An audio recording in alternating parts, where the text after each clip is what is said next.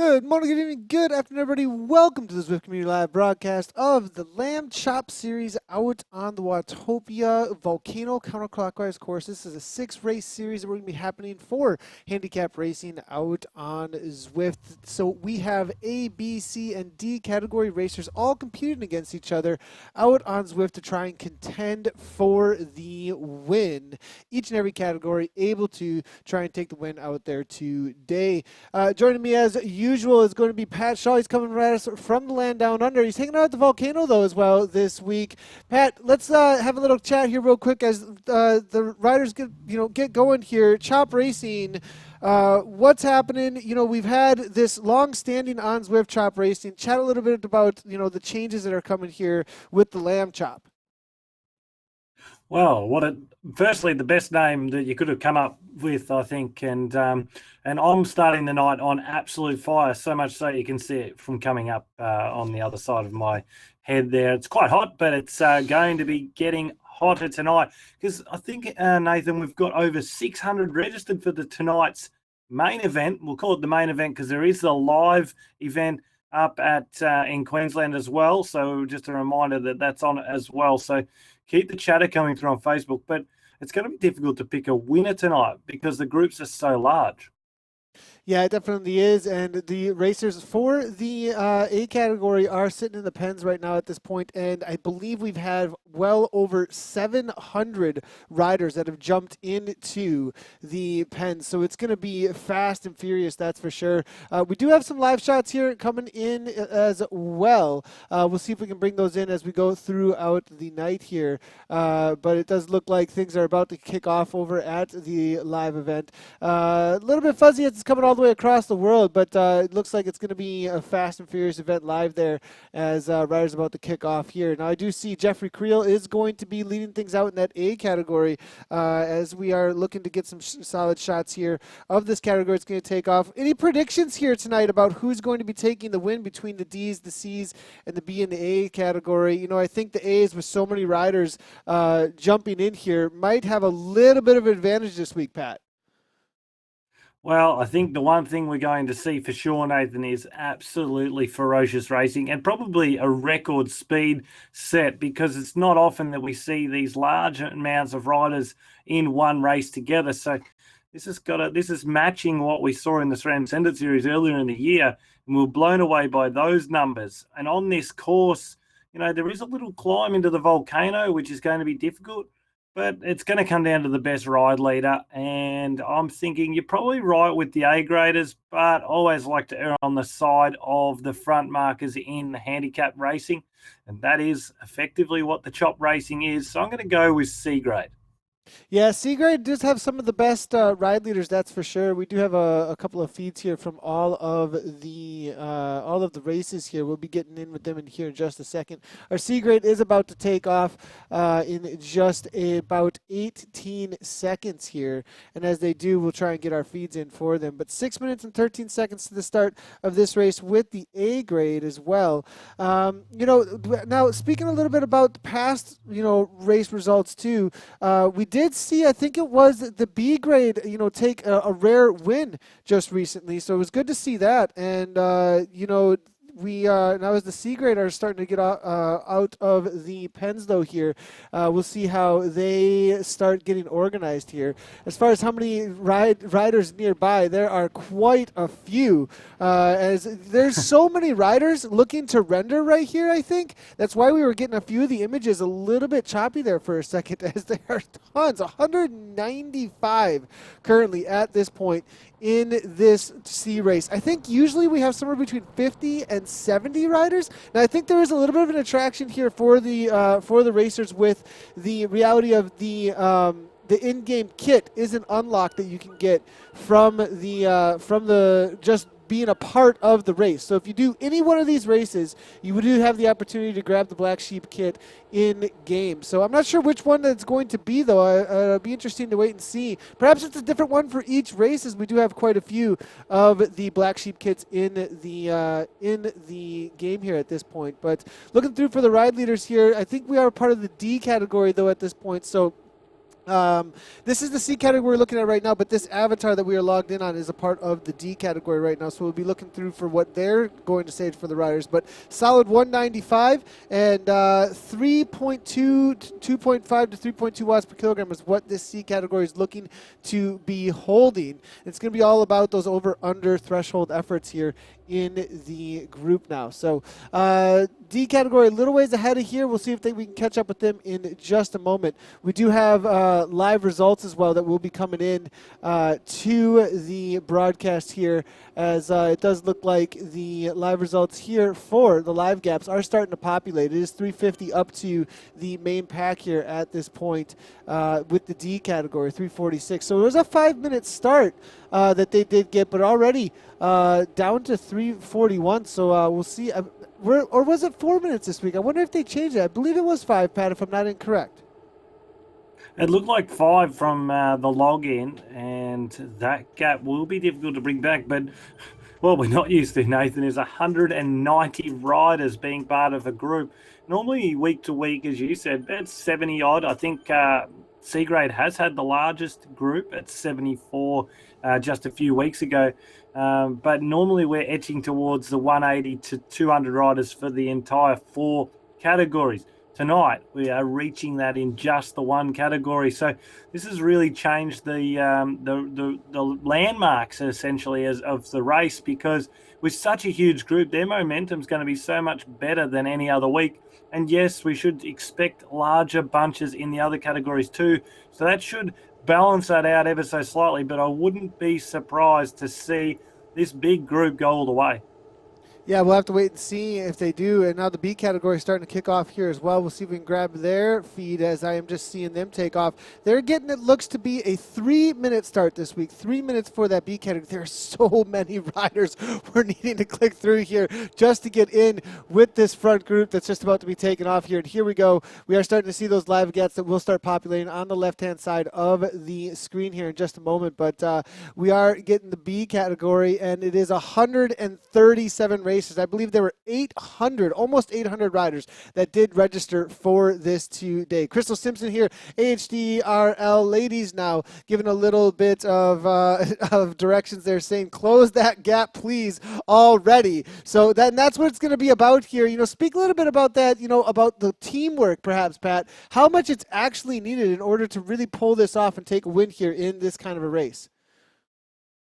Yeah, well, it's really comes down to ride leaders, because it's great to see Matt Keenan in the chat too, by the way. He's popped through a question which we'll get to in a moment. But Matt has asked about how hard it is to swap turns and stay grouped up in these races. Well, with 190 riders, it's extra difficult. But generally speaking, the ride leader will guide the pack on how hard and when to go hard. But rolling turns is difficult, isn't it, Nathan? Because when you come to the front, you obviously are using a lot more energy. But that's what you alluded to with that over and under strategy. So you should be going slightly over your functional threshold power when you're on the front. And then when you go back into the pack and draft, you're slightly under. Yeah, and there are going to be a lot of newer riders to this race format out there today, I believe, that will be wondering, you know, okay, how is this race? Is it all out to the line? No, work together with your group. This is essentially a team time trial for the entirety of this category. So the B category, the C category, the A category, the D category, all working together to try and catch the other category. Then at the end of the race, it's all about dropping off whoever's left in your category. And actually, speaking of Matthew Keenan, we did have a little chat with him prior to the broadcast to bring in some of his experience with Chop Racing from the Lansdowne Road. Let's take a quick look at that chat here. Handicap racing, well, it's one of the great traditions of Australian cycling. And when you look at two of our most famous races, the Austral Wheel Race on the track and the Melbourne to Warrnambool on the road, they started as handicaps, part of an egalitarian society. The Austral Wheel Race, that still is a handicap to this day. And you see riders that start from scratch. That's at marker 0. Others get up to a 200-metre head start.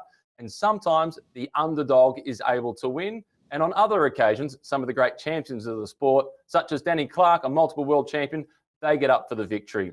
In a track race, working together isn't quite as important in a handicap as what it is in a road race. In the Melbourne to Warrnambool, 260 plus kilometres, sometimes when it was a handicap, the lead riders got up to a 1 hour head start over those that were known as scratch, the ones that were the best riders in the bike race, and they had to work together to try and catch the outmarkers. The last time the Melbourne to Warrnambool was a handicap was in 1995, and somebody that had around about a 35-minute head start, they won the race. The great German sprinter Marcel Wust, he was off scratch. He got fastest time, spent the whole day working turns with his colleagues in the scratch group, but didn't win the bike race. He couldn't quite understand it. In terms of the way a handicap is ridden, it's much like the game of Survivor. I'm sure you've all seen it, one of the great reality TV shows. You've got the contenders and the champions, and you form an alliance. You all work together to try and vote the others off to beat them. But when it comes down to trying to win the event yourself, you've got to vote your colleagues off the island. And that's what being in the chop is. When you're in the chop, you're working with the people within your group, so you can either catch people who started in front of you or hold off the people who have started behind you. So you get to the finish line in a position to win. But once you're in that position, you're no longer friends, and you just try and win the race outright. And that's what it's going to be all about here as the A category is taking off, winning the race outright, I believe, as we were seeing Jeffrey Creel. I'm seeing Whitfield as well here from Oliver's Real Racing. A very strong contingent of riders. Now, not the most riders, though, in this A category here. And, with those words coming from Keenan here about how to race the chop, it's going to be all about working together. And I kind of like the analogy of Survivor there, that everybody's working together and having this special alliance for the time being until it comes time to win, Pat. And at the time to win, at that point, you got to kick them off the island. Yeah, and that's what it's all about, and it's about convincing them that you're all in together and you need to make it work in your best interest. It's also great to see Jay Vine out there, who we're looking through the eyes of Jay Vine now, and he's actually the National Road Series leader at the moment in that series in Australia in real-life racing. So just shows you his form on Zwift. It's transferred to the outdoor racing as well for the National Road Series. But, Matt Keenan, he's hit the nail on the head there. You've got to work together to survive. But once you know you're going to survive, that's when it's time to let everyone go and go at it alone for the overall victory. Yeah, and staying organized is what it's going to be all about here in this early sections of the race at this point. We're going to take a quick look and see how the time gaps are going here. And we are seeing the live gaps at this point, 3 minutes or so from the D's to the C category between them. I'm going to see if we can get a quick reload here and make sure that we've got this correctly at this point. And it does look like it is there. So it looks at 6.3 is the total distance at this point for that C category, 8.6 kilometers there for that D category. Then 4.6 there for the B's as they got a 6:05 up to the D's, and then it is going to be a solid 9 minutes up to that D category from the A's to the D's. So they've got all of them, a lot of work cut out for them at this point. It's going to be 6 laps of this counterclockwise on the volcano, but look at how incredibly crazy the pace is already at the front of this A category. Vine here, Jay Vine was smashed on the wheel there. Nifty there as well, it looks like. Hodges from the KRT team, and James Hodges,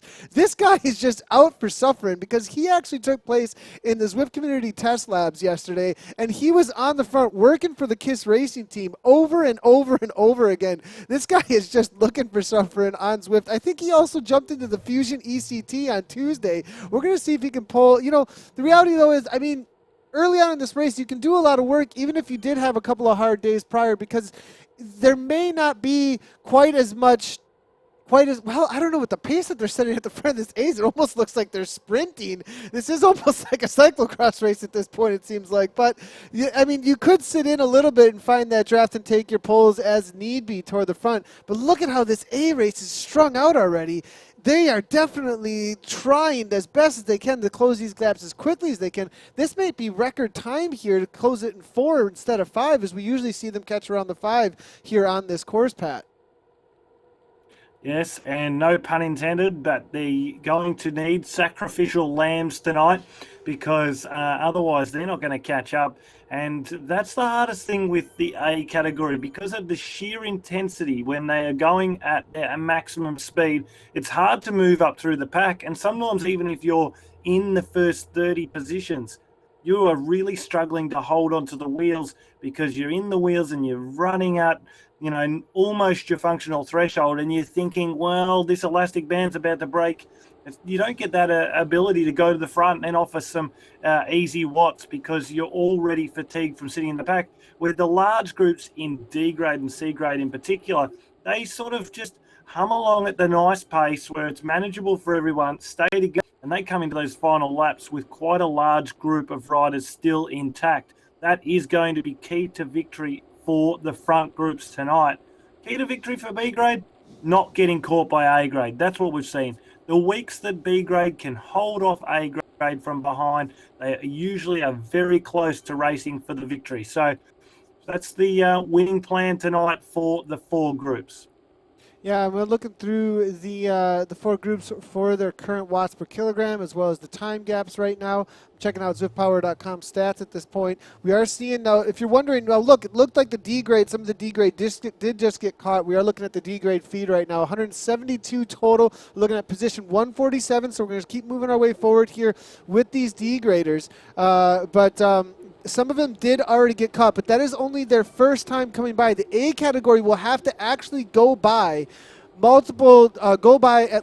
twice in order to make the catch. So their first catch has already happened for the C category and the D category as they have made their way through, but they got a full lap, a full 4 kilometers to make up after going through that here. So now we are making our way to the front of the C category here. I am looking for the front of that D category, though, as we should be able to find them here momentarily. This is place 140th with M. Cole here coming out of Wales. The Welshman, it looks like here. Spearman here now plays 135. In the D category, you can easily spot them here in these light blue kits. There's some great looking kits actually in game.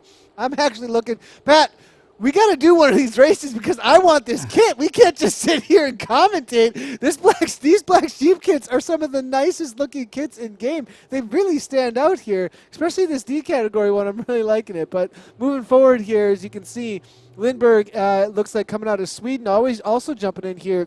A lot of times we do see most of the contingency being from the lands down under New Zealand as well as Australia, but looks like we're getting some worldwide participation here with this Lambchop series. Yes, well, it's not unusual. We saw great international contributions in our previous series in the winter of this terrible winter. In fact, it's been freezing in Australia. Let me have you know, Nathan, and for it to warm up. But for now, we look, even this kit is quite bright, and you're right. I think we do need to sign in so we can just pick these up. Do we get a special edition for being the commentators? But don't worry, the Black Sheep kit doesn't only look great in game, it looks great in real life too. And check them out for all your cycling clothing options. They also do custom clothing as well. So there's plenty of options out there. But I think tonight shows you just how much interest there is in this type of racing. And in Australia, handicap racing is massive. But it is all about, at the end of the day, taking out the win, whether it be yourself or your group. And as you said, it's a pretty hard night for A grade because not only do they have to pass everyone once, they're then got to catch them again. So that's going to be a bit of a challenge mentally as well. The D category, actually, they really split up. We are trying to get in with the ride leader here, and it does look like there's many contingencies, many groups in the D category actually out on course at this point. Interesting to see the D category just entering this. Now, this is toward the front. This is 4th place currently in that D category, and every one of them just a moment ago did pop one of those feather power-ups. Now, if you're unfamiliar with Zwift, you're just starting to get into the world of Zwift racing. There are power-ups in the game. Every time that you do go underneath one of the banners out there, the lap banner, a KOM banner, or a sprint banner, you are able to gain a power-up. It'll either be their feather power-up, an arrow power-up, an experience bonus so that you can try and get new levels out on Zwift. There's a burrito power-up, which makes it so you can't be drafted on. There's also a ghost power-up that makes you invisible momentarily. Now, we did see the feather power-up just a moment ago coming from a lot of these riders in the D category, and that is really going to help them out on the climb because it reduces the weight of the avatar by about a watt per kilogram. So they gain essentially a watt per kilogram, which is a huge advantage, especially for this D category, I think, as these are going to be the sections of the course on that 2 tier. Now, if you do not know the volcano course, essentially it's a flatter course that has a 2-tier drop on one side and then a flat going along the ocean, and then there's a climb that's 2-tiered, very very sharp at the start, and then it levels out into the volcano and then kicks again to the finish line / lap banner that we do see in the background there. And that section of the course is going to be the main section I think the A's are going to be looking to really bring back a lot of the time, because they tend to have a lot higher watts per kilogram when it comes to climbing out on the course here. So I think that the D category, looking for as many feather power-ups as well as aero power-ups and using those at the front when they can, is going to be a huge advantage. Pat, what is the best time you think for these categories to be using these powers, specifically the stronger ones, when we're talking about those offensive power-ups, the aero power-up and the feather power-up? Well, I think earlier on is the better time to use it, because you don't want to be using an aero power-up really late when the rest of your riders are really tired in your group, because that can actually string out. You can end up breaking away effectively. Then you're off the front, you're on your own, you've opened up the cylinders and used that aero power-up, and then you've got no one to help you. So I think early on, while the tempo is good, and just try not to use those power-ups to explode the power through the roof. Keep it constant and build that pace equally. So that's the biggest thing, whether you're in real life racing or whether you're indoors on Zwift. If you build that at an equal pace, just lifting watts, then 10, then 15, then 20, that makes it easier for everyone else to follow your lead. But if you do it in a 50-watt increment, bang, you're going to force yourself off the front, and then your group probably is not going to benefit from that surge of pace. So that's why I always find that the C and D graders seem to hold together a bit better, even though tonight we're seeing D grade split up quite a lot. Because of the consistency in the pace and the lack of variation, it's not hard to follow your group. But in A grade, sometimes we'll see 6 or 7 watts produced by the riders, and other times just 300. Now, 300 is a lot of power for your front groups of D and C grade, but certainly in A grade, we've been quite accustomed to seeing averages well and truly above that. Yeah, and we are seeing here 344 watts currently coming from the rider here, M. Chanel here coming out of Japan. Rich here from ZWC now, 476.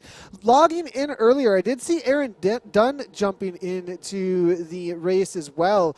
I believe he was one of the Aussie Crit finalist winners, actually. So Dunn jumping out on, winner of the Aussie Crit finals. So good to see him jumping out on course, and it seems like the Lambchop Racing is bringing a whole lot of riders out of the woodwork here, as we're seeing Oliver's Real Food Racing here with Dever here now as well, hammered away number 115 from the Kiss Crit series. So serious contingency of racers out here. I think it's absolutely split and been smashed to bits, though. They aren't waiting for anybody, as they still have plenty of racers, it looks like 50 plus, though. And with 50 plus at the kind of paces that they're holding here, I don't think they're losing much of anything for anybody who's just not able to hang on. You jump in amongst this kind of a group, and the expectation is 5 plus on the front. And if you can't hang on, you're spit off the back, it's said and done, I think, in this A category.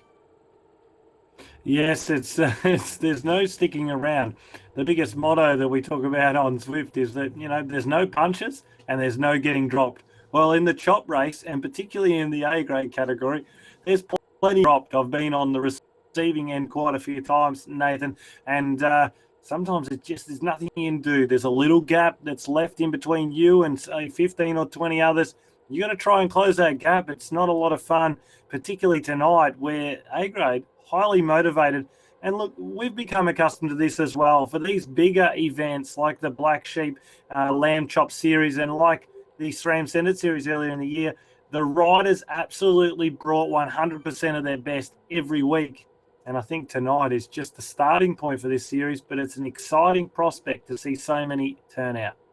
Yeah, we are getting a little bit of interaction here. Love to see this coming on through here from Keith Leonard saying, "Go, Dad!" And that's a big smiley emoji that's trying to come through here. Great to see. Matthew Keenan also coming in here saying, "Need more workers," quoting what was just seen on screen. Love the encouragement in the group, just like a normal handicap race on the road. And that's what this really is all about here, is the awesome encouragement that is out on the road here. And, we did just see, now if you're wondering what the yellow across the screen is that was being quoted there by Matthew, was the yellow across the screen is coming from the ride leaders. So Kay Leonard here now saying, keep it tight again. Now look at all of these power-ups here. As we said earlier, the feather power-up is the one to be using on the 2-tier here as they're heading in to the lap banner again. And this is the first little kick. Comes into about a 5-6% grading. As you can see in the upper right-hand corner of your screen, you can see the little mini-map here. It tells you the current gradient. Then it levels out again to this 0% as they are making a catch. I believe this is going to be the D grade. The main pack of the D grade is being caught. Let's go ahead and get another shot here of our D grade feed as they are just coming by some of the leaders. This is currently 6th place in the D grade that we are looking at. Here's Jay Walker here in 6th place now as they're watching the A's walk away from them. But this is the first catch. There is a full lap to go at this point to make the actual catch of the D grade to look for the win. And as you can see, right ahead of you, 3 laps to go. 3 laps to go at 4 kilometers each. We're still looking at 12K to hold on to this win. The D category is still in the lead, but you can see the time gaps there on the right-hand side of your screen. 3:10 between the C's and the D's still. 6:57 between the A's and the D's. The A's have brought back so much time, and that B category is only holding on to about 1:30 at this point. A category is screaming, and B category has their work cut out for them as they have not brought back much time yet this week. With such large numbers, it seems that it's going to have to take a huge amount of power, a real engine, a screaming train to bring back anything out here because of the large numbers, I think, Pat. Pat, that's probably changing things up a little bit here to have such a high power output in order to bring any kind of gap back. Well, it certainly has. We touched on it at the start of the broadcast. And the thing is, Nathan, is that I think we thought that this was going to be very, very special, this series, but I think it's just absolutely exploded our minds with over 600 participants tonight in the groups, as in registered. But I think 190, you were saying before, in the C category alone. It just shows you that this is the type of event that offers everyone an opportunity, and they've shown it in their numbers tonight. But it does well and truly affect the way the race unfolds. And it does in real life as well. Often on the day that you turn up for a real life chop race known as the Handicaps in Australia, you'll always have a little look to see what groups have got how much head start, who's got the most numbers, how's the quality of their group, do they have someone with make sure that they don't surge their pace, much like a ride leader in Zwift. We have ride leaders in our handicap racing as well. A leader of the group that marshals the troops, and as Matt Keenan alluded to earlier, brings the survivor camp together to survive past the first group stages. And then when the real race is on the line, well, everyone's in it for themselves. But tonight, these massive numbers is going to make it difficult to catch, but it also makes it incredibly fast. So although you're traveling at a quick speed and might be catching at a quicker rate than normal, that group in front, because they're heading at a faster pace too, gives you less time to catch them. Now we are looking, speaking of the groups up front, just a little bit here. It is the B category, just a little ways ahead of that A category. They're about a half a lap at this point, as I am seeing the A category making their way down the 2-tier that this B category feed that we're looking at here just came across. So it'll be interesting to see how long they can hold off. They still have 2 laps, I believe it is, 3 laps, I think, still for this B category. So they've got some time to work with here in the B category, but it's only, I believe, well, they're still sticking at about a minute and a half here, so we'll see if they can keep up the pace now at this point. A category screaming along here still with 93 in the, well, maybe not 93 in the main group. I think they're holding on to about 50 at this point. As I was clicking through this B category, I did see at least 70 riders still. They started with 137 as they head into 3 laps to go. 3 laps to go, about 12K to go for this B category. They've completed 17.5 so far in 22 minutes. Let's go ahead and head to the front end of this B category, and it looks like this is going to be first place currently for Ryu then, and it's going to be Old Knowles there for SAS AHDR making their way to the front. Did see Crystal Simpson as coming through with a little bit of chat right out there out on course, leading things out for the C category. And the ride leaders, let's speak a little bit to that, because, you know, these are people who have been showing up for AHDR, the Chop, you know, and now Lambchop here for this 6-race series. And, you know, it's pretty amazing what they do week in and week out to keep everything organized. It's not always the same leaders, but we've got a consistent group of ride leaders that really have become kind of these generals of their category to keep things organized and make sure everybody's doing the right amount of work, keeping everybody together, and keeps that alliance together until it's time to try and win the race, Pat. It's pretty amazing what they do. And they take it seriously, Nathan. I've seen many of the ride leaders at the live events around Australia, notably the Tour Down Under event, but also most recently the event in Sydney just a few weeks ago. And we have an event in Queensland tonight at the Black Sheep headquarters. So we shout out to all the crew that are there that have set up for an amazing evening tonight. But the ride leaders are really passionate about Zwift as well, and they really take that role very seriously. And as I said, at the live events, you'll see the ride leaders catching up with people that ride in their groups and may not even be in a race, because there's also, you know, we touched on the Aussie Hump Day ride on a Wednesday evening, and also the Aussie Hump Day ladies ride. And there's people that come along and they look forward to meeting people like Crystal Simpson, people like Jeffrey Creel, to say thanks, because they've held away to learn more about how to ride on Zwift and even outdoors as well. And there's some nice messages as well, which, you know, you probably would want to give up. Little message that comes across in yellow writing on the screen, that pushes you that little bit further. And by the time you finish the race, there's a real feeling of success at the end of it. So it is right for you to shout out to our ride. They do an unbelievable every week. And I really think that they've got it dialed now. The messages that come through are clear and really good information. And I can guarantee you that leaders have played a major role in the victories of those groups that have won so far this year. Yeah, definitely a huge role that they do play. And without them, I don't think it's, I mean, especially that beacon that they're able to hold on to with HDR, the bacon, a lot of times it's called there, keeping close to it, making sure that everybody is grouped around it. Just that it's a cool feature that's in Zwift as well, making sure that, you know, a lot of times when you're a part of a group ride, one of the main things is, well, where exactly am I supposed to be, and how do I make sure that I'm doing things correctly here? And the beacon really does help out with that, keeping things around where you ought to be so that you're not destroying the group. Kate Leonard here putting in the work here as that ride leader, now making his way to the front, it looks like, at it seems about 8th place or so as they head into 2 laps to go.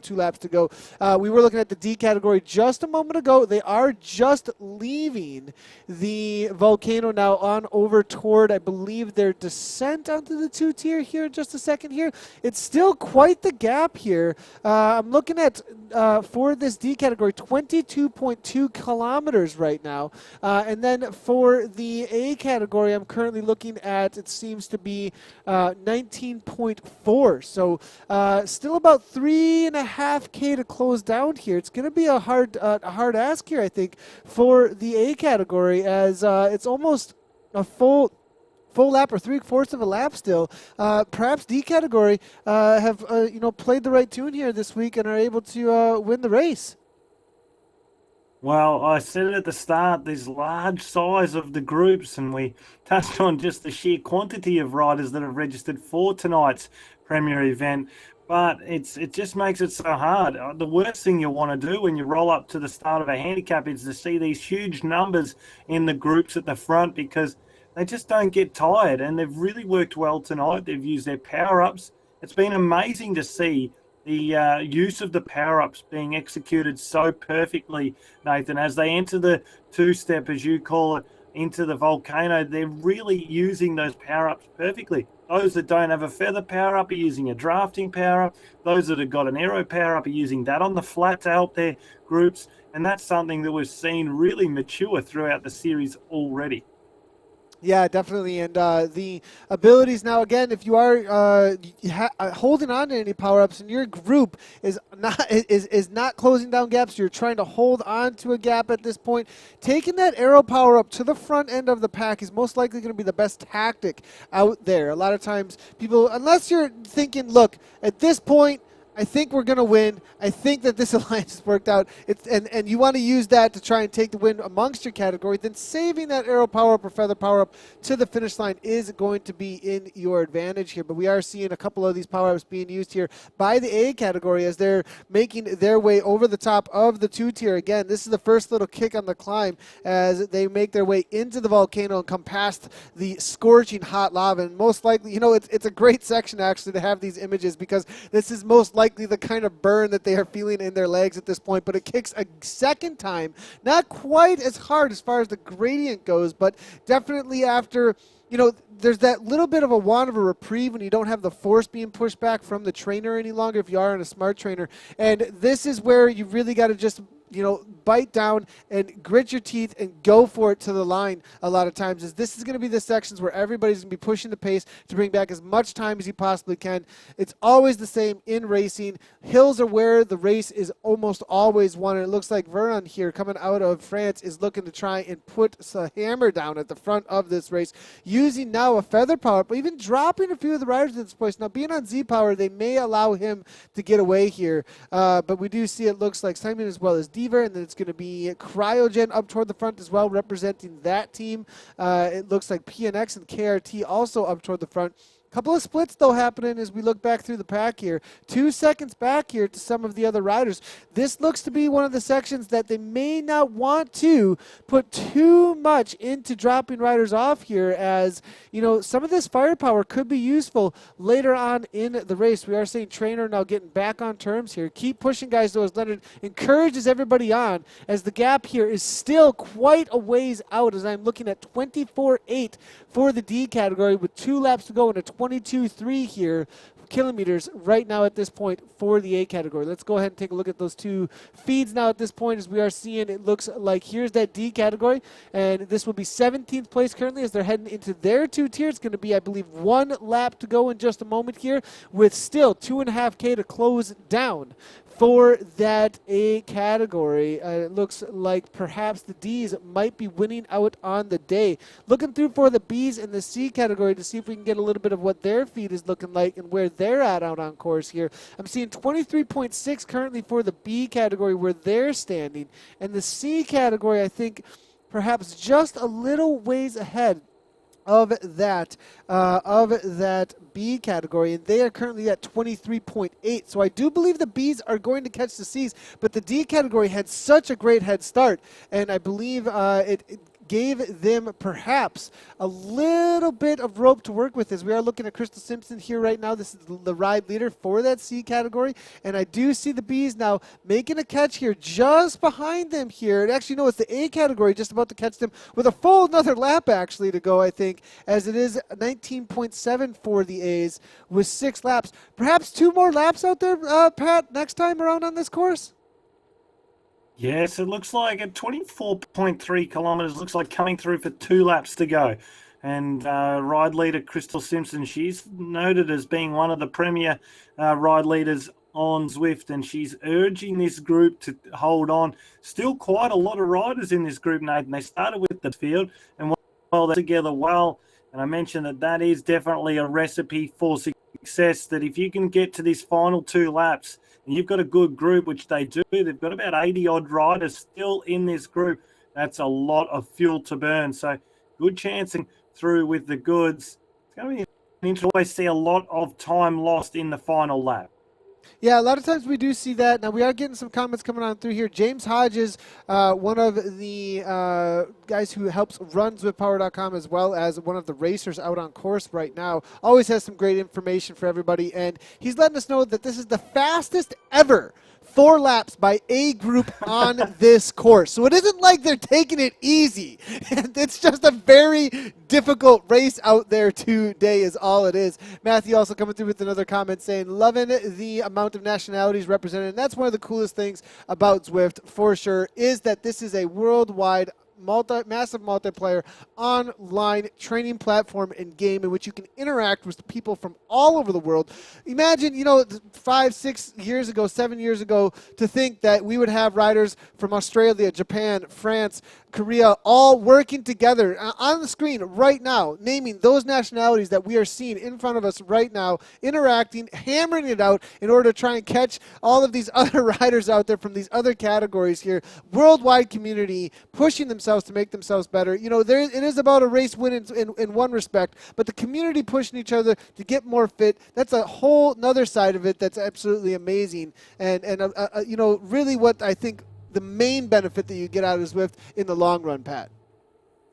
Yeah, it certainly is, but you can't undermine the fact that if you could be at some stage logging on early in the morning, you're riding up through the volcano, next minute, who's that up ahead? It's Amanda Spratt, or it's Jack Haig, or it's Matthew Hayman, Paris-Roubaix winner. I mean, these are the types of people that are also getting on, and this is what really encourages people. It's so fantastic to be out there for a ride on your bike, and think about it as going for your regular ride up to through your local town, except it's on your trainer at home, and all of a sudden you're riding with the likes of Jack Haig, Amanda Spratt, or Matthew Hayman on Zwift. It's really quite cool, and they're very friendly. They give you a nice ride on, and that's something that's really quite unique about Zwift that you can't get on other other exercise apps, if you like. And yes, you're right, the community aspect, that's what you and I really enjoy about Zwift.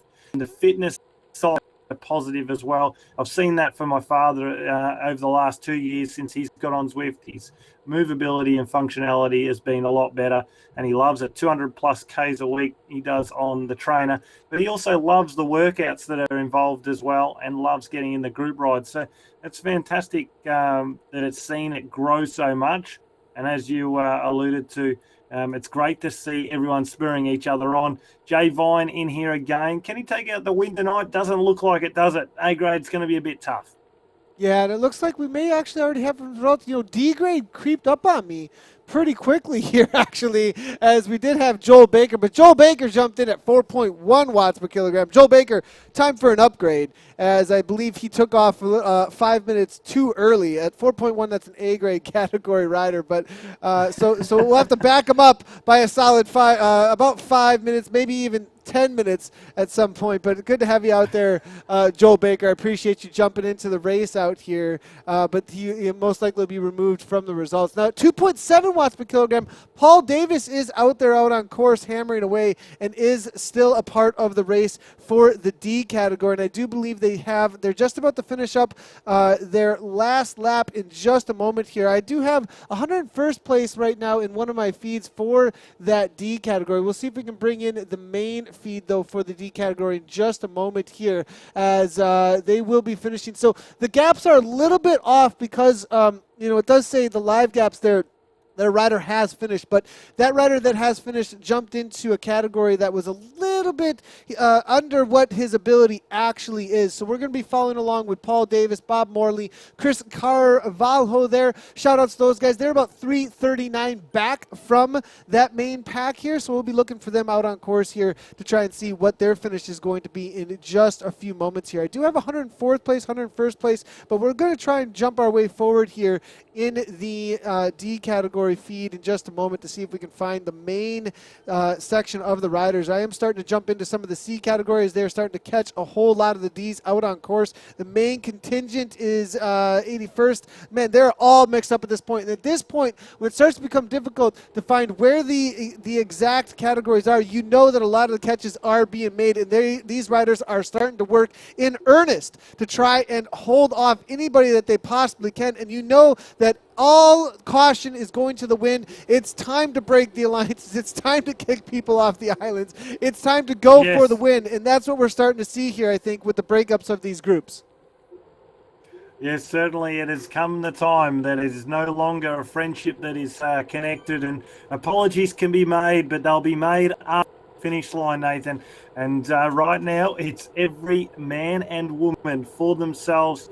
You mentioned that front group, and it's going to be a close fight. I know Morley's been very close to taking out a couple of the chop races earlier in the season, so could he get the job done on the big one? And certainly we have more of these races coming over the next 5 weeks. So if you've joined in tonight and things didn't go your way, or maybe you joined in tonight and things did go your way, remember to tune back in again next week and for the following 5 weeks as well for the series.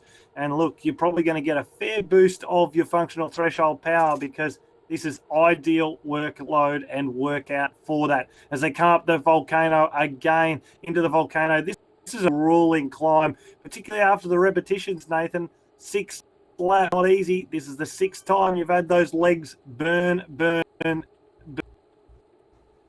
Yeah, and absolutely going to the line here. I do believe we did just see one of the categories, the C category, sprinting out, I believe, for 15th place. The A category now on screen here as they're starting to come in for their final kick to the line here. We were unable to catch, I believe, the D category come to the finish line as they made their way across here a little bit earlier than we could catch it here. But we will be able to catch the A category sprint. They will not be winning it outright this week, but it is going to be C-Ball with Rich right on the wheel here. Now, right to the line, though, Jay Vine, it looks like with the arrow power up, I believe just nipped it perhaps. We'll have to look at the replay there, but that arrow power up, we said it was so strong, and he waited till that second tier kick there. That's always the section that it can catch you off guard. That A category, again, coming on through with a solid sprint, but we'll have to take a look at the results here in just a second, as I do believe they are populating. And, you know, I really wanted to catch the finish there for you all, and I believe it was the C category. I saw it a little bit earlier as I was trying to click through. You guys saw me in the broadcast there trying to click through to find the front end of that race with the C category. We're going to need to get an updated results page here, though, because Joe Baker was, I believe, a little bit over category limits, or even a lot of bit over category limits at 4.0 watts per kilogram. But it was, I believe, also Yoshihiro Yokawa there coming in at 4.3, so also a little bit over, but at 3.7.